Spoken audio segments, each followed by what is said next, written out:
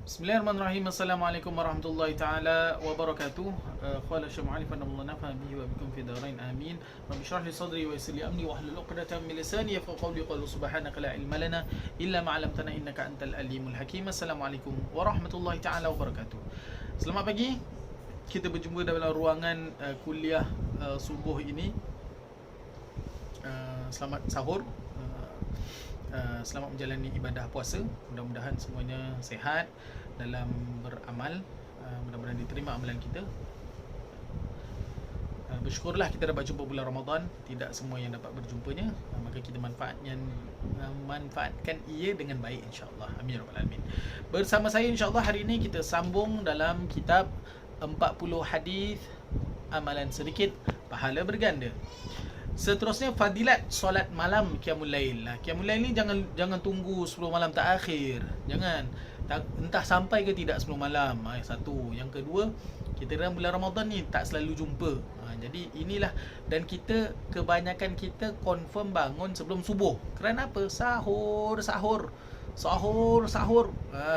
Jadi alang-alang sahur tu tengah tunggu lauknya panas ataupun solatlah 2 rakaat dulu.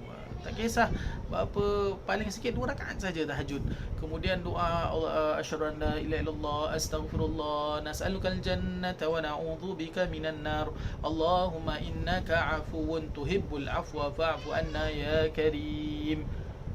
Kemudian baca qul Allah 3 kali. Pahala yang berganda banyaknya, ya. Usahakan. An Abdullah ibn Salam radhiyallahu anhu qala lamma qadima an-nabi sallallahu alaihi wasallam al-Madinah in jafala an-nasu qibalahu wa qila qad qadima Rasulullah sallallahu alaihi wasallam thalathan فجئت في الناس لأنظره فلما تبينت وجهه عرفت أن وجهه ليس بوجه كذاب فكان أول شيء سمعته تكلم به أن قال صلى الله عليه وسلم يا أيها الناس أفشوا السلام وأطعموا الطعام وصلوا الأرحام وصلوا بالليل والناس نيام تدخلوا الجنة بالسلام. Qala Rasulullah SAW. Masya-Allah, favorite hadis ni. Daripada Abdullah bin Salam radhiyallahu anhu berkata, ketika Nabi SAW sampai di Madinah, ramai orang menyambutnya. Dikatakan Rasulullah SAW telah datang, Rasulullah SAW telah datang. Salah 3 kali, Rasulullah SAW telah datang. Lalu aku menghampiri orang ramai yang sedang berkumpul untuk melihat. Ketika nampak wajah baginda, aku tahu sesungguhnya wajah baginda bukanlah wajah orang penipu. Masya-Allah, barakallah. Terpancar pertama-tama kali yang aku dengar baginda ucapkan ialah ucapan baginda, wahai manusia, ya ayuhan nas, sebarkan afsyus salam, sebarkan salam, sebarkan kesejahteraan, berilah makan, atimut ta'am, sambungkanlah tali silaturahim, dan solatlah pada waktu malam ketika orang ramai sedang tidur, qiyamul lail yakni. Ketika orang tidur, kita bangun untuk solat. Jika kamu melakukannya, kamu akan masuk syurga dengan sejahtera. Masya Allah. Jadi nak masuk syurga tak?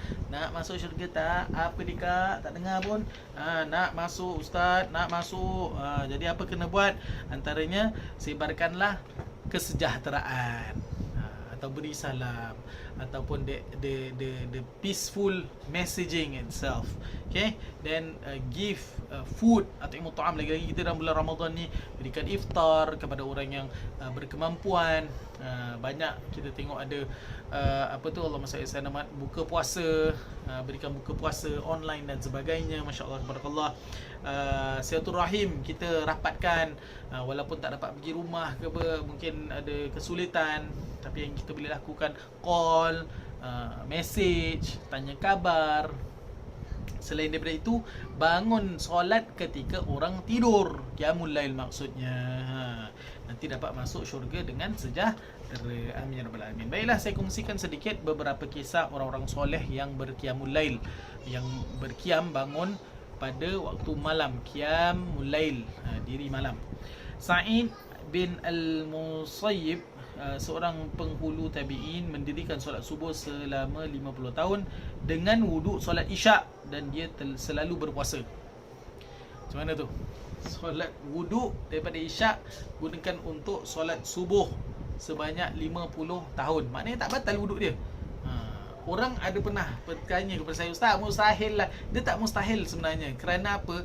Kita rasa mustahil kerana pemakanan kita yang kita tak jaga. Kita makan benda-benda yang buat sakit perut, buat pergi bilik air. Kita banyak makan hakikatnya. Banyak makan, banyak pergi bilik air.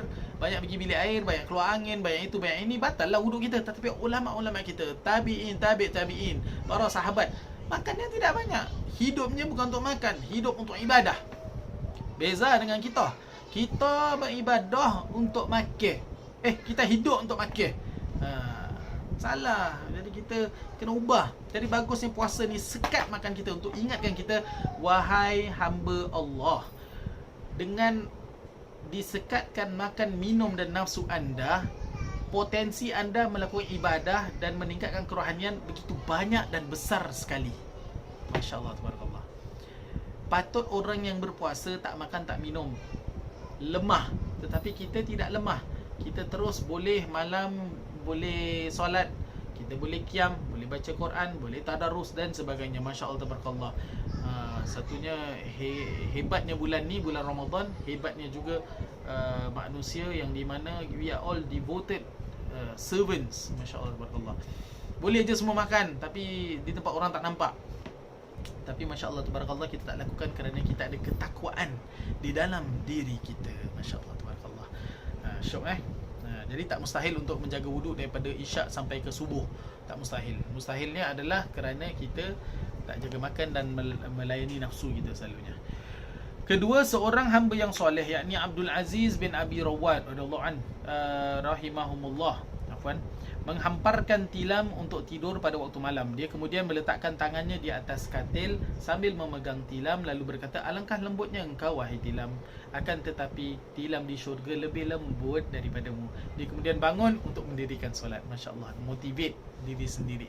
Kita, tak cukup empuk tilam ni. Aku nak tidur 24 jam, tidur. Dia menyesal ni macam mana? Menyesal ni macam masjid dah tutup baru nak menyesal. Begitu juga kita nanti meninggal, dah dalam kubur, menyesal lah tak buat. Menyesal tahu banyak amalan tak buat. Menyesal banyak amalan tak buat.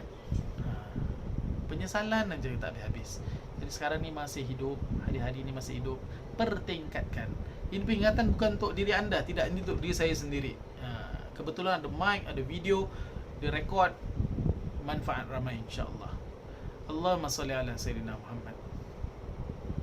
Semoga kita menjadi hamba-hamba Allah yang beriman, beramal bertakwa. Amin ya rabbal alamin. Semoga dalam bulan Ramadan ni kita menjadi orang yang lebih beriman, beramal bertakwa. Semoga keluar dari bulan Ramadan kita menjadi orang yang beriman, beramal bertakwa. Paling-paling pun kita menjaga solat kita, menjaga hubungan kita dengan ahli keluarga, menjaga mata, telinga dan juga mulut dan akhlak kita. Itu yang terbaik. Jadi kalaulah masjid dah terbuka ataupun masjid kembali buka, kita masuk masjid menjadi orang yang baru, bukan dengan membawa perangai yang lama. Mudah-mudahan kerana Allah menyaksikan segala apa yang kita lakukan. Allahumma salli ala sayyidina Muhammad. Seterusnya, Muammar berkata, Sulaiman At-Tamimi solat di sebelahku pada bahagian terakhir solat Isyak. Aku mendengar dia membaca ayat A'udzubillahi minasyaitonir rajim, Tabarakalladzi biyadihil mulku wa huwa ala kulli syai'in qadir, sehingga ayat falamma ra'awhu zulfatan si'at wujuhul ladzina kafaru. Dia berulang-ulang kali membaca ayat tersebut sehingga jemaah masjid semakin berkurangan dan akhirnya semuanya balik. Panjang dia baca. Aku juga balik ke rumahku. Ketika aku pergi semula ke masjid untuk azan subuh, Sulaiman At-Tamimi masih lagi berada di tempatnya. Masya Allah. Seperti ketika aku meninggalkannya pada malam tadi. Ketika itu dia masih berdiri dan mengulang-ulang ayat, iaitu yang bermaksud tadi, falamma ra'awhu zulfatan si'at wujuhul ladzina kafaru. Kemudian apabila datang kiamat dan mereka melihat azab yang dijanjikan itu secara dekat, muramlah muka-muka orang yang tidak beriman atau orang kafir itu. Dia betul feel ayat tu sampai dia lama solatnya, sampai orang dah balik lepas isyak tau. Dah datang balik, dia masih diri tempat yang sama, masih ulang-ulang ayat yang sama. Masya Allah, tabarakallah. Allahumma salli ala sayyidina Muhammad. Kita bila imam nak habis, sekarang dah tak ada komplain semua. Sekarang imam habis lambat je, bang, ayat pendek-pendek lah, penat lah, banyak sangat benda nak buat ni lah, nak siapkan sahur, nak siapkan kuih. Kan? Sekarang tak boleh komplain terus dengan imam kat rumah. Masya-Allah, tabarakallah. Allahumma salli ala sayyidina Muhammad. Kita sambung lagi kisah-kisah orang soleh nanti pada episod yang akan datang. Saya mohon ampun dan maaf segala kesalahan silap, yang baik itu datang daripada Allah Subhanahu wa taala. Kekurangan daripada saya sendiri, saya mohon ampun dan maaf. Kita jumpa lagi. Wassalamualaikum warahmatullahi taala wabarakatuh.